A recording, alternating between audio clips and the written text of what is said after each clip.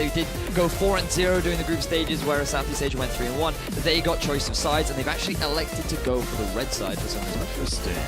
Yeah, and to me, I guess the last pick seems to be more important for them, giving Seros something like a counter pick to Optimus, who has looked fantastic in that middle lane. I wonder whether or not it is for Seros or whether or not it's going to be for Dara, because talking to Mithy a lot, he has said the importance of getting that counter pick support and making sure that you have that powerful bottom. Yeah, and even one step further, they've been highlighted as perhaps the weakest lane out of all of the LJL sides, so getting a strong 2v2 could be quite important. Well, Lee Sin going to be the final ban there by Southeast Asia. Interestingly, because I could imagine that Levy probably would like to play the champion. Quite good on that one. Now, Japan have left Kazakhs open. Obviously, that was an Assassin's mode, but the possibility of it coming out onto Summoner's Rift isn't completely impossible. Not when there's a Rek'Sai, Olaf, and Lee Sin already off the board, so there's definitely a higher probability. We'll be diving into the secondary jungle options as Syndra is going to hit the bench once again. We'll get into first picks here for QTV. Poppy going to be locked away, but Trundle is still up here for Japan to grab if they'd like to. I feel like that we may very well see a resurgence of the Maokai later on in the draft. We did see it coming out earlier on in the tournament with, honestly, some very powerful success. But you could also go for a similar approach to which we saw earlier on in the day from Turkey, which is go for that cannon. You can be very aggressive up against the Poppy if you want. But I in think terms the of Tahm Kench needs to happen. Of course, the Tahm Kench. Evi's one of his well-known champions. He has an insane Tahm Kench, as his fans like to call it. And we saw it in their first game on Summoner's Rift as well. He just went completely to town on the Oceanic squad. I was definitely crying a little bit backstage. However, he looked brilliant. Ash is going to be locked in alongside him here as well. Yeah, and again, the beauty of that Kench is the flexibility of it, potentially going towards that support role. So whilst it's a strong top laner for Evi, it can be flexed to get a favorable matchup. However, he knows it's into the Poppy, and so they may switch to something like the Tahm Kench if there's an engage tool where he has to be a supportive character. And so by taking the Ash for themselves, they alleviate one of those pain points they could experience. I like it. Flex picks across the board. But the Jhin is going to be locked away.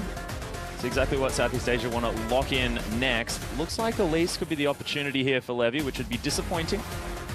It certainly would be, but however, it does fit into the style of early aggressive, high ganking pressure jungler. And when you think about all of the junglers that have been taken off the board, it does make sense that Levy would want to go towards that. Then we need to start thinking about what other junglers are actually left available that you can go towards, because there are so many top-tier junglers gone that you do have to wonder what's really left. I mean, thinking about it, you could maybe go for... Ivern is still available. That's very true. That's a good point. Italy has someone that's fallen off in favor, but she could maybe come back here. Skarner is another one I've heard talks about. Maybe it's largely dependent on what Tussle still has left in the bag. Zac is available as well. Yeah, actually, Zac's a big one. With the Courage of the Colossus combo. Hecarim is also there. Oh yeah, of course. This was actually something that Mithy brought out very early on in the tournament, saying that there is a resurgence in the Hecarim again, because you can go for just rush the Trinity Force with Courage of the Colossus. Not only are you super tanky, but you have massive amounts of damage. Yeah, it's fantastic. But there's the Nautilus lock-in once again. We saw Dara and Evi actually flex these two at the same time. I mean, they can switch all the way around if they'd like to, and there's the Hecarim locked away. Seros actually has it in his hands at the moment. The Clippity-Clop has been known to head down the mid lane, but with no home guards, probably not going to be in Tussle. Is going to be grabbing that one, leaving that counter pick for Seros. Yeah, and whilst the continuation of the flex is there on the LJL side, you look at C's team composition, and they have a fair amount of pick between an Elise and a Jhin already there. The Thresh Hover, actually something I would like to see, simply because it is super strong now with the Courage of the Colossus Masteries, and the availability is there, but I wouldn't expect Celebrity to hover it when Ron can. I'd quite like to see something like a Victor right now for Optimus, to be honest. You just need some kind of high wave clear mid laner that can hold his own. Buy time to get you to the mid game, where a lot of champions like the Jhin and the Poppy hit their spikes. And when you combine that with an Elise as well, you have high pressure early jungle, scaling well into the mid and late game with the Victor and the Jhin. That's precisely what they've done. Victor is going to be locked away as Ron P is going to grab that Thresh, making Rusty happy. And now all of us are happy because Zillion's been locked in. Seros is on his signature champion. Japan looking like they've put together a team composition based on the champions that they like playing. Oh, yeah. I was happy for a very different reason, Atlas. It was not the Thresh. It was definitely the Zillion. Of course, his signature champion, historically his best champion in every single wildcard event that he goes to. And it seems to be timeless for this player. That he can still play the Zillion. Thank you for laughing. That's no one else will. And when you look at the Zillion in the comp as well, it actually works very nicely with the Hecarim too, because it speeds him up incredibly quickly. Oh god, yeah. It's setting up for those more engagements damage very as nicely, well. and it's more peel for the Ashe as well. You are putting a lot of pressure onto Hereti, and this is going to be the big question for him because a lot of debate has been coming out as to how well he's going to be able to perform during this tournament. He's made it this far. Now the pressure's being put on him. Can he perform? Well, we'll see. Certainly very, very soon. I'm excited to see what they are going to be able to do now that the Zillion is on the Rift one more time, because he can be delivering that experience around. And how's that going to work with the new jungle here as well? Could that maybe change the landscape here for the Hecarim play? Oh, you thought that the level 3 gank was bad. What if the jungle is level 4? Exactly. No, I think there's actually a lot you have to look at when we're talking about this. Maybe giving the Hecarim extra experience, even just going towards the top side of the map, working as a top 3-man unit and giving experience everywhere. They could be just destroying the jungle. Well, things could certainly get ridiculous, and we want you to hop over to Twitter to let us know all about it. A tweet at LOL Esports, the hashtag SEA win if you think that Southeast Asia can do it, or the hashtag JPN win if you think that Japan can take them down after their victory earlier on in the day. Southeast Asia looked brilliant in the last Assassin Mode match that we saw, and we'll see whether they can carry it through here against Seros' signature Zillion as we hop onto Summoner's Rift for the final here at IWCA. And remember, ladies and gentlemen, the winner of this will be joining Team Fire for the main All-Stars event along with North America and the other wildcard region. North America. I mean, Korea is not a wildcard region. That is, I definitely got those two confused. I feel like you've been like working on that one for so long. That, oh, jeez. Also, funnily enough, both being of Team Fire in this final. Yeah. Just Team Makes Fire a lot of everywhere. sense. Well, Tussle wandering around, looking magnificent. That particular skin. So in terms of the early game for both these teams, I imagine that it will mainly be about farming. The bottom lane is quite an interesting matchup because you have Jhin Thresh, a matchup that we actually haven't seen for a very long time. With the introduction of Courage of the Colossus, there was discussion about whether or not we would see Thresh back in the meta. And when you know that the Nautilus is going out in either the top lane or support, you know it's either going to be Tahm Kench or Nautilus, and that makes it a little bit better to pick up that Thresh pick. Yeah, Thresh also aiding quite heavily towards the picks from laning phase. Levy should actually have this propensity towards perhaps the bottom side where he can gank and have Ron either throw the lantern to him to go in, he can hit the cocoon, or the hook or flay can even connect on top of that. Couple that with Celebrity's W to lock down, and if one piece of crowd control hits, the rest does. Well, there's actually just so much crowd control coming out of that bottom lane.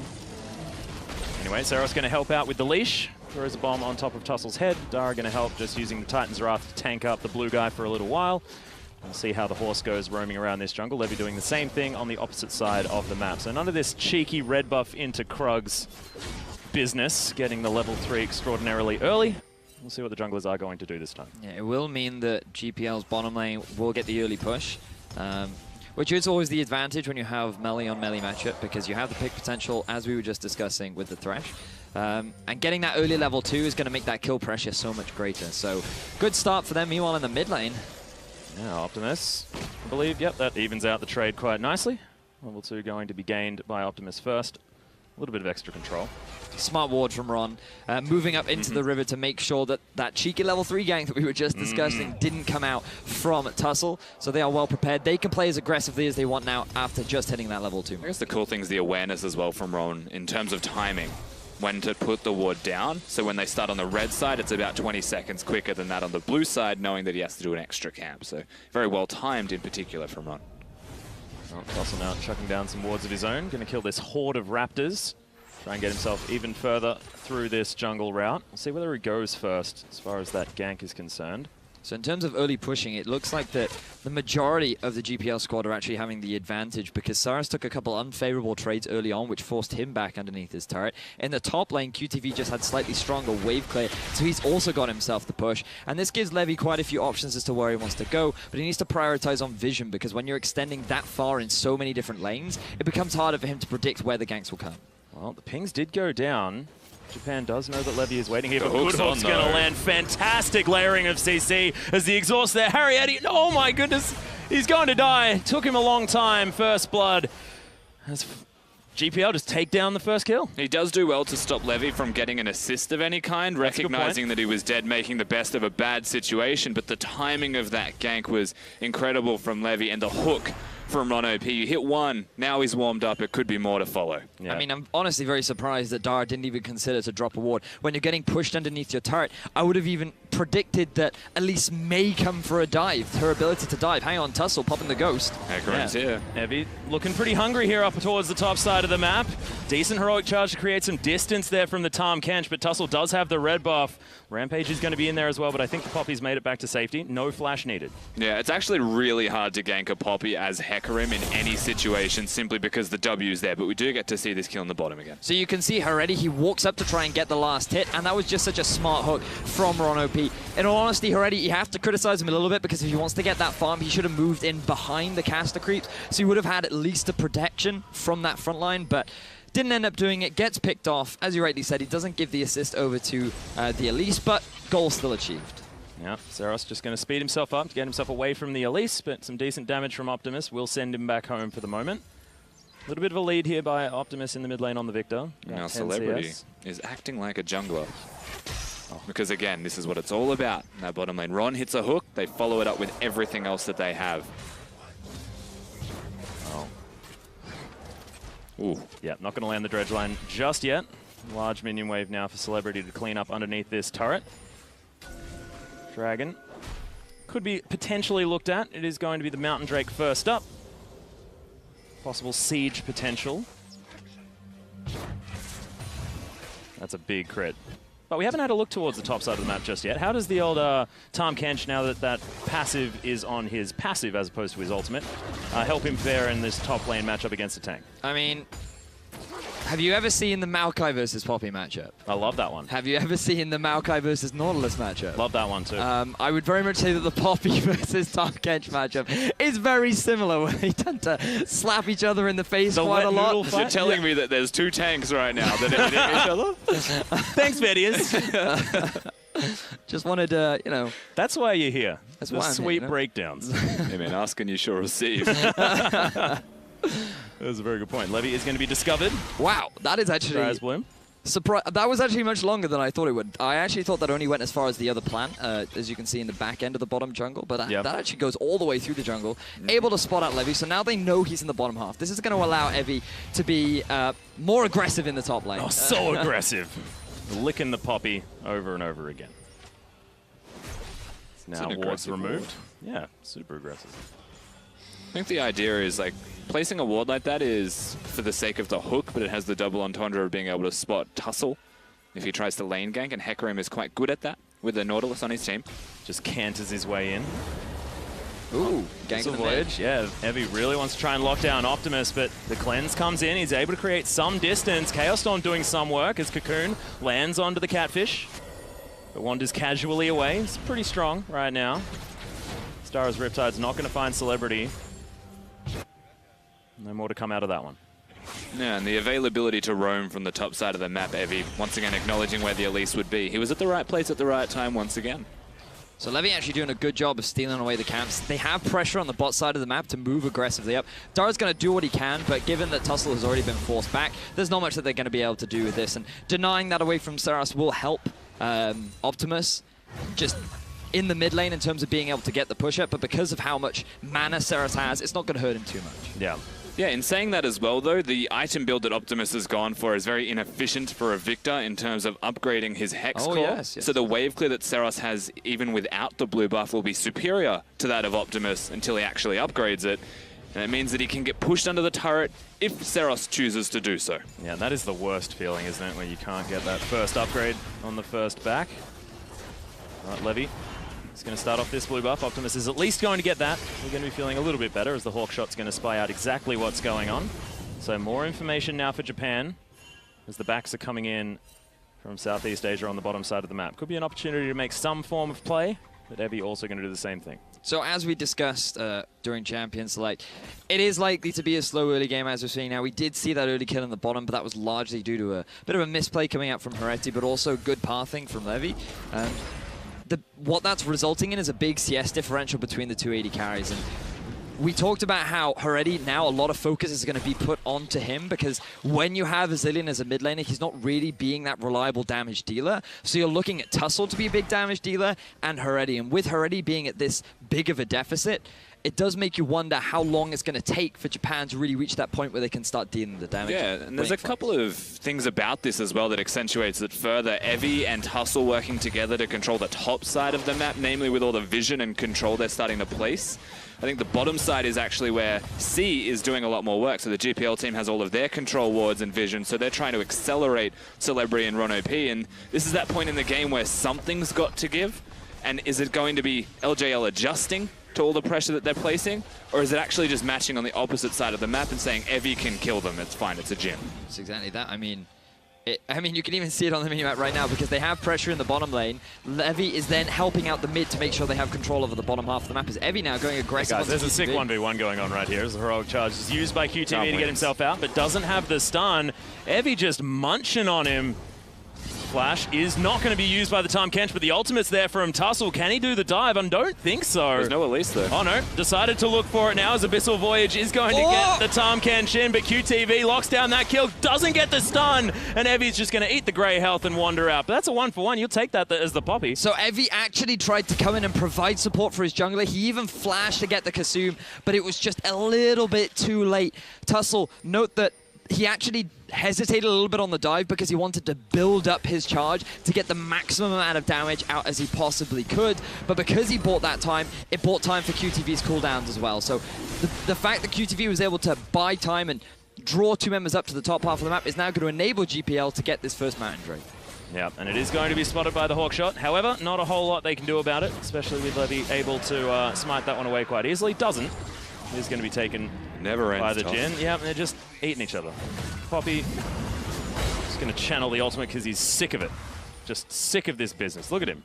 Well, it is a red buff Tahm Kench with about 17 minions. That red buff is actually doing a huge amount of work. And one thing that people have to remember about the Tahm Kench is that it's actually better to keep that stack on for as long as you can. So the reason for it is because you do more damage the more stacks that are on the target. The consume early makes a lot of sense because it removed the ability for Poppy to disengage with the ultimate. He then gets to 3 stacks, so he gets stunned up, buys enough time for Tussle to come, and this is where the indecision comes, because Evie could flash over the wall, backs away, and then Tussle decides to ult. So there's now split decision. Tussle feels that there's enough damage for him to go for the dive. He buys time with the heroic charge, but then QTV is able to get that bit of shield back, and then he just is able to get the outplay. So really good stuff from QTV to be able to get a 1-for-1, at least in that exchange. Yeah, Dangerous Game also playing a big part there. If he had got the stun afterwards with the heroic charge against the tower, could have almost made that a 2-for-0. But thankfully for Japan, they were able to come out with at least a kill. And onto their Tahm Kench as well, who they want to get as tanky and huge and unkillable as possible. Absolutely, you'd expect something along the lines of the Sunfire Cape soon for Evie, and then there's nothing QTV can even imagine doing to him. Street does go both ways, but it also means that the Jhin, who has gone for a Ghostblade first, will be using that to run away, you would expect. Yeah, how do you feel about the Ghostblade now that it is the lethality, doesn't have the attack speed on the active anymore as well for a Jhin? We have seen a lot more of the Essence Reavers recently. Well, we might not have time for that as Tussle comes in the bot. Yeah, good dodge with the Lantern there as Celebrity gets himself out, but the fear is still there from Tussle. Box comes in, Ron OP just trying to sacrifice himself as Evie really wants to kill the Jhin, doesn't care about this tower at all, but Ron, he's still alive. They're going for this dive, but I don't know whether it's going to work. Meanwhile, in the mid lane, Seros just gets obliterated, doesn't even ult himself, decides that, you know, the Death Chamber's where he wants to be.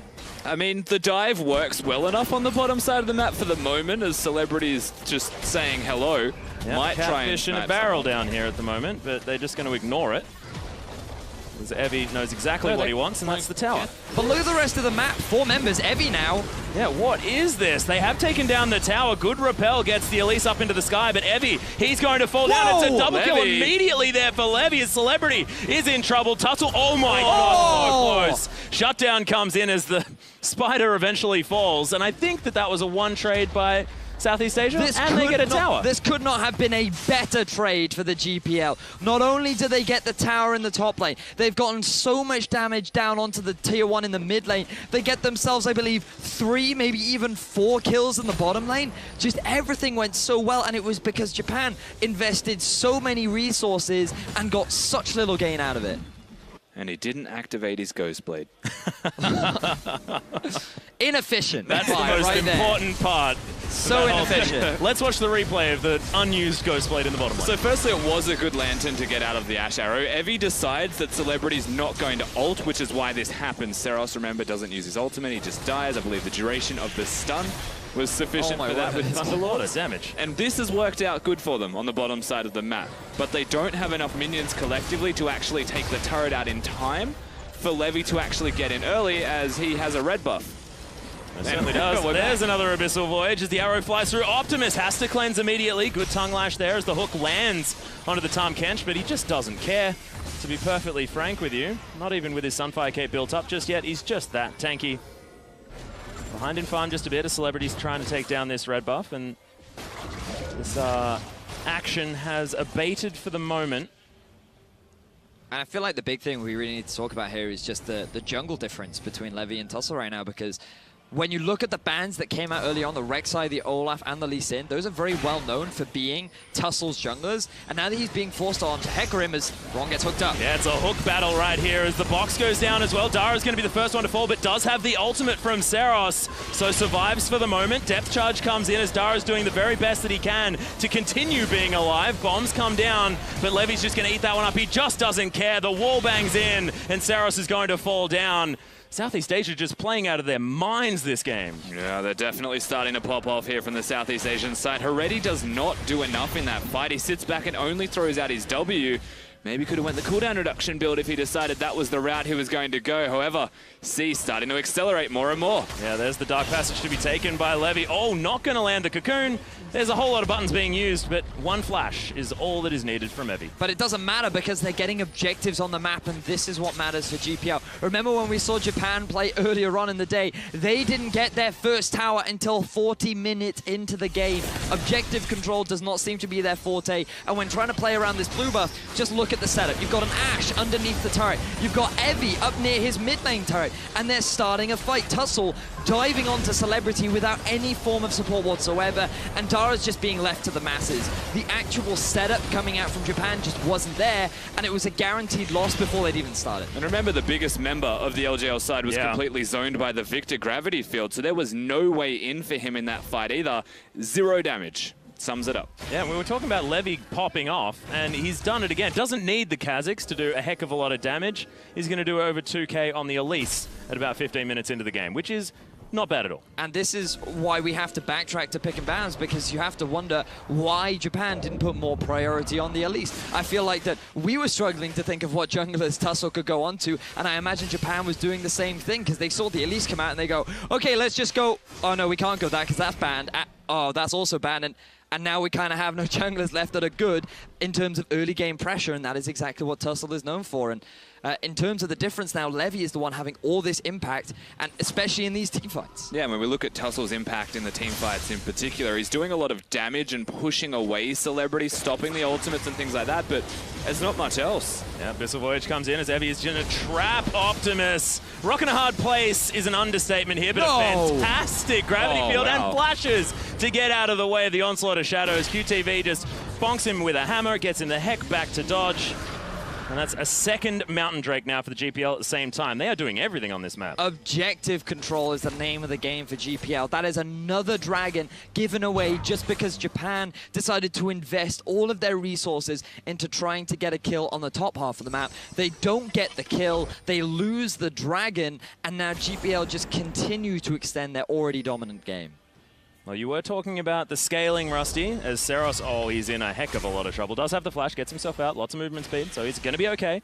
But no, Rusty, you were talking about scaling, and is this too bad at the moment for Japan? I mean, 5,000 gold isn't that much, and they do have things like the Hecarim that can get very, very big. I mean, we have to highlight team composition again, so we bring it back to the scaling and how it's going to pan out. They have a lot of wave clear on the side of the LGL with a Zillion. The Ashe is able to control and prevent dives with the arrow being there.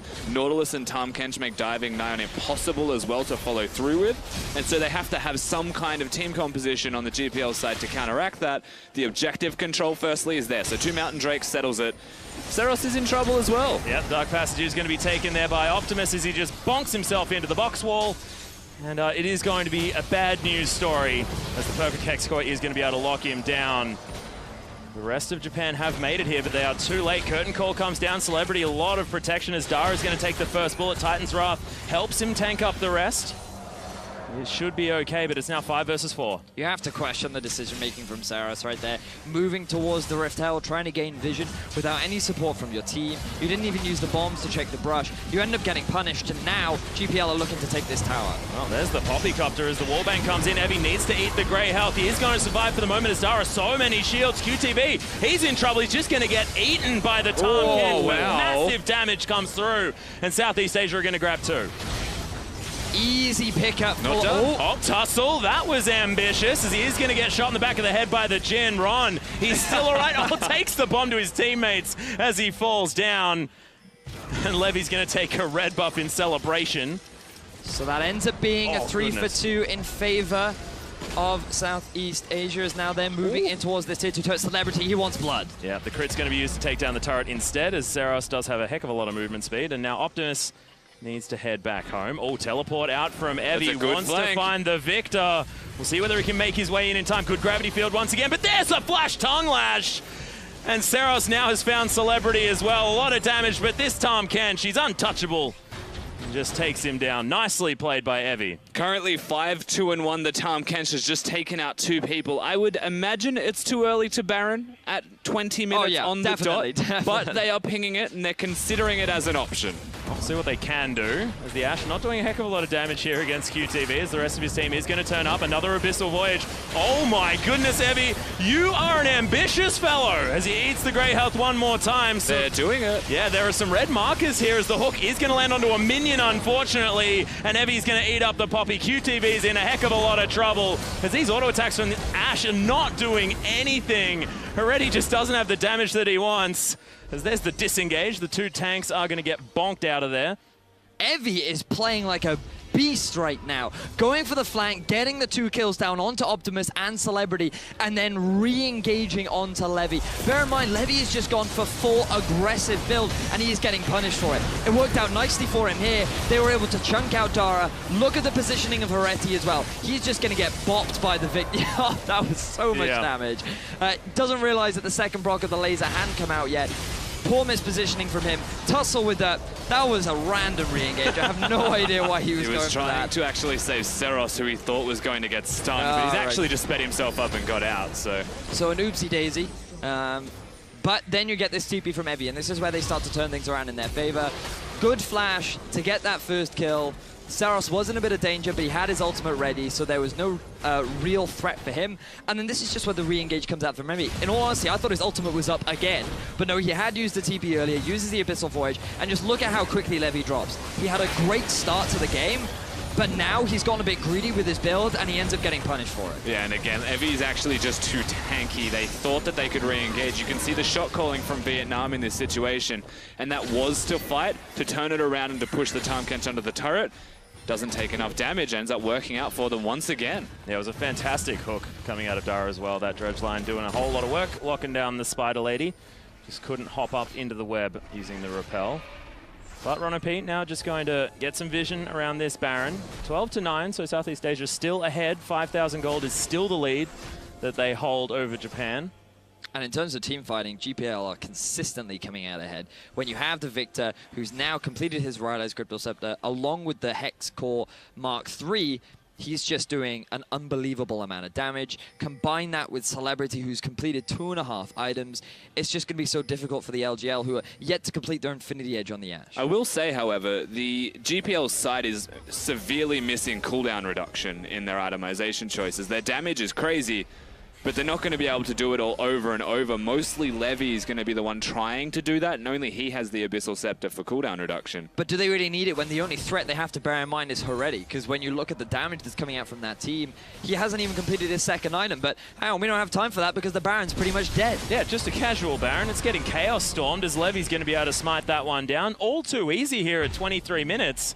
And I was like, GPL just said, well, we may as well take it. They were just like, hey, how's it going, Baron? We're just gonna, we're gonna take you and we're gonna leave. And Japan were just like, hey guys, do you think the Baron's going up? Like, they were posturing around it. Like, you can see they set up vision moving towards the top half of that jungle, but they didn't actually drop any vision over the wall. And yeah, just, honestly, just a bit of an oversight from Japan, and this is going to increase the goal deficit even further. It's the mistake that you make as well. It's a 50-50. Are they baiting? Are they just going to hook me? Remember, it's They've got a hawk shot. But it's a pick team composition also. Yeah. So if you face check by placing vision, you will still die. Yeah. And so they just took the guess. They said, you know what?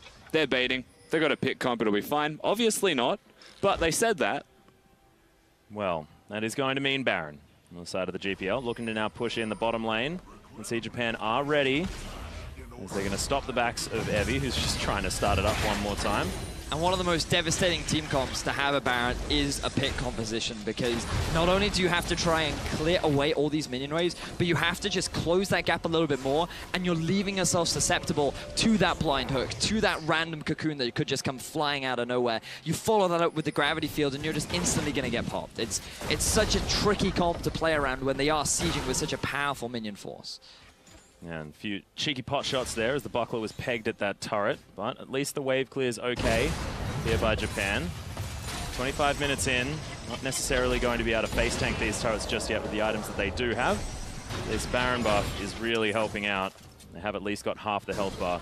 Optimus is moving up towards the top side, so may not necessarily have the man advantage that they were experiencing before, as the dredge line's not going to find it. QTV is locked out. Whoa. Celebrity's in trouble, as there's a massive flank, just spits him out onto the ground. Rono P now in trouble as Tussle able to get the chase. Levy with the cocoon nicely lands it onto the horse, but there's the onslaught of shadows. The Thresh is in a heck of a lot of trouble, just gets bonked back into the enemy team. Oh, good flash as Dara gets the ward over, but you're not going to kill him with that. There's now QTV. I don't know how he got over there, but he did. And Heredi and Seros not going to be able to take down the big tank. And eventually the front line became the back line at this stage. The Tahm Kench ultimate to bring Tussle in, and they work it out incredibly well, but they're still going for turrets here, C, and more. This is a big problem, as the Chaos Storm's going to do a heck of a lot of work there to Seros. Heredi has to flash. He can't kite this one out, though. That's a massive double kill there for Optimus, as Evie eventually makes his way in. He's just waddling after the victor as best he can. The tongue lash comes in, but I just don't think he's going to be able to do it. Empowered recall in the brush for the BM. I like it.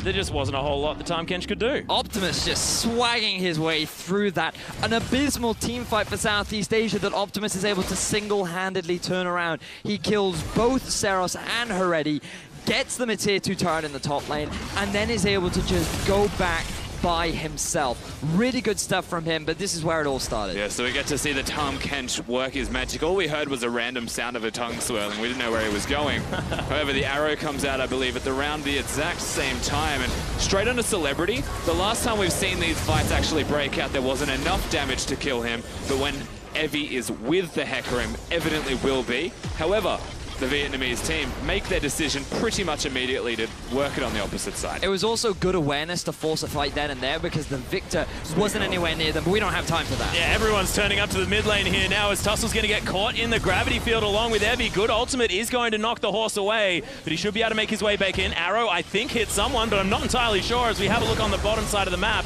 Optimus now throws down the gravity field. Good timing on that one, as Evie unable to close the gap. But look at this, GPL just running them around. Southeast Asia is just playing the map so well, constantly baiting Japan into these fights and then just immediately disengaging, slowly working their way down these tier 3 turrets all across the map and using this Baron to its fullest potential. It has now ran out. They've picked themselves up a Zarot portal to just add insult to injury. There goes the first turret, here comes the second. And remember, 2 Mountain Drakes and a Cloud Drake able to work towards their win conditions almost perfectly here. Yeah, the rotations and the sieges definitely able. Oh, Dara, he's just going to get taken down here as Rono P is going to grab the kill credit. The box is there as well as Ron. He's in a heck of a lot of trouble, uses the redemption and is actually going to survive. Even the bomb as Tussle down to about half health now. Heredi's already dead, but he just wasn't offering all that much to these fights. But look at the health bars. The GPL, oh, they are able to do it, and they clean sweep as Seros is trying to run. Oh, good flash. Gets himself to safety, and Deathfire touch is not enough. Seros, the last man standing. And you'd wager this is definitely enough here for game 1 going to the GPL side in this best of 3, Atlas. fantastic work as Seros is just going to get launched on. Does have the ultimate up one more time. These health bars are not high as Dara is going to respawn. The Nexus turrets are falling down pretty quickly. One last bullet from Celebrity is going to do it. An open Nexus now as Dara is on the fountain. The Summoners Rift game looking to go to Southeast Asia. Can Japan save the Nexus? No, they can't. Celebrity's got the last bullet, and that is going to be the first win for Southeast Asia. We criticized Japan's Summoners Rift performance earlier on the day, and we see it here once again. Their ability to control the map, their early game understanding of honestly just tracking Levy just wasn't there, and they got punished for it. Southeast Asia played a clean Summoners Rift game, and even though there was a few messy fights in the mid game, they were just so easily able to reclaim control. Yeah. And honestly, like 28.5 minutes, I believe that was our fastest Summoners Rift game of the day. Honestly, surprisingly, I was not expecting such a clean victory from the Vietnam squad. Systematic destruction by Southeast Asia, and you have to expect it. I mean, the momentum that they would have built after their most recent victory against Turkey, at 2-0 against what was looking like the strongest team here at this tournament, is definitely going to put a bit of spring into your step, and certainly worked out for them that game. And that's the thing you have to look at as well. The confidence play out of Levy early game, when he was playing against the LGL side with that gank, the fact it was successful actually starts that snowball in the right direction. They had momentum, but they accelerated that momentum even harder by having a successful moment. And we saw how much pressure was being put onto Hereti. This was the moment where he needed to shine, and after having a bad level 2 experience, to then have it transition into bad positioning, getting focused over, and just constantly being caught out. Like, you can't, I feel like you can't afford to put that much pressure on the poor man. Yeah, it was just a bit of a problem. Hereti did not have a great time, but Vietnam has taken game 1. So let's head to the analyst desk to break down how it happened. Thank you very much, Atlas. Now, you're absolutely right. Unfortunately, Hereti getting the short end of the stick in that game, and it all started in a single play on the bottom side of the map. One Elise gank seemed to be all it took to shut this man down in the early game. Yeah, really rough. Oh my god. Yeah, knees weak, palms Hereti. Well, I mean, this is such a detrimental point in this game that Hereti ends up getting taken down, massive last hit. And, you know, the consequence of this is that we get a little later in the game. He was so far behind, 45 CS down at like 15 minutes. There was a point where I look at it and it's like 70 CS to 35 in the laning phase. Really tough. And they're playing an outlaw support, which once you get outscaled and once you get snowballed on, you're just going to chain feed and chain feed and chain feed. And I've been there. The personal experience coming from Mythy. Well, bot lane looked really rough for the LJL. Top lane was actually a huge boon for them. Once again, Evie gets his hand on this Tahm Kench, and we were kind of stunned to see him get it. But before we get into that, let's take a look at this bot lane fight. I mean, these are some of the moments where I feel like Southeast Asia outplayed a little bit, but also Japan wasn't quite on the same page. Hang on. They got so much here. They put in so many members into this play, and Southeast Asia is just pushing all the other sides and just getting a kill mid on top of that, and just the resources game falls completely into Southeast Asia's favor, and just. Yeah, after this, the game was really, really hard. They're trying to push with like 3 minions in this wave completely. So as they step up, there's like Celebrity and Levy here, and they get the turret eventually. The worst, so they get a 2-for-2 here. It was, I mean, it's just absolutely brutal, right? We see the Jhin, force shot, death fire touch, and a trap. Nice little extra bit of ticket damage. But as I was saying earlier, Levy, after those few early plays, the one good thing for Japan was that they were able to start using him so aggressively that Tahm Kench was nigh unkillable. And we saw it. He was fearlessly diving time and time again. Yeah, even from that last trade, he was just kind of picking up kills over and over again. And I remember we were sitting watching this game. It was like, look at the poppy damage. But then Tahm Kench goes in by himself. And the rest of the team's like, oh, I guess we can fight. Tahm Kench is just soloing them. And he just tanks all of this damage. It was completely absurd. And it was just like, oh, he's not damaging them, and they're all like red stacked, and he's just like eating everyone, stunning everyone left and right, and this eventually turns in the Japanese favor just because of Evie. The best thing about this is that everyone was safe, and all they had to do is back away, but they see Tahm Kench just jumping into 5 people. They're like, oh my god, just go and kill him, we can kill him, and then they just all get baited. That's a hard lesson to learn, but luckily for them, it is Assassin's mode coming up next. So there's no more Tahm Kench to worry about, at least in that, maybe in 1v1s later today, and blue side has been chosen by Southeast Asia, so they will stay on blue side for match 2. I mean, this is like going to a plan, right? Because this is what me and Stress predicted, is that there will be the last player, of course, in Summoner's Rift, and then from here on out, it's just clear blue skies. He knows what's Clear blue skies for Japan. All right, I'm not quite so confident, but I guess we're going to get to find out. We're going to go to a quick break for now. South Asia is up with 1 game in the lead. See if Japan can bring it back in assassin mode, or if they'll close it out with the 2-0.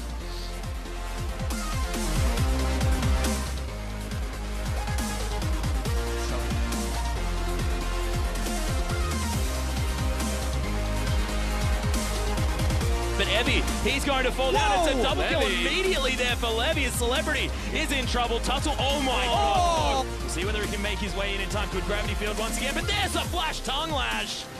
And Seros now has found Celebrity as well. A lot of damage, but this time she's untouchable. Looking to go to Southeast Asia. Can Japan save the Nexus? No, they can't. Celebrity's got the last bullet.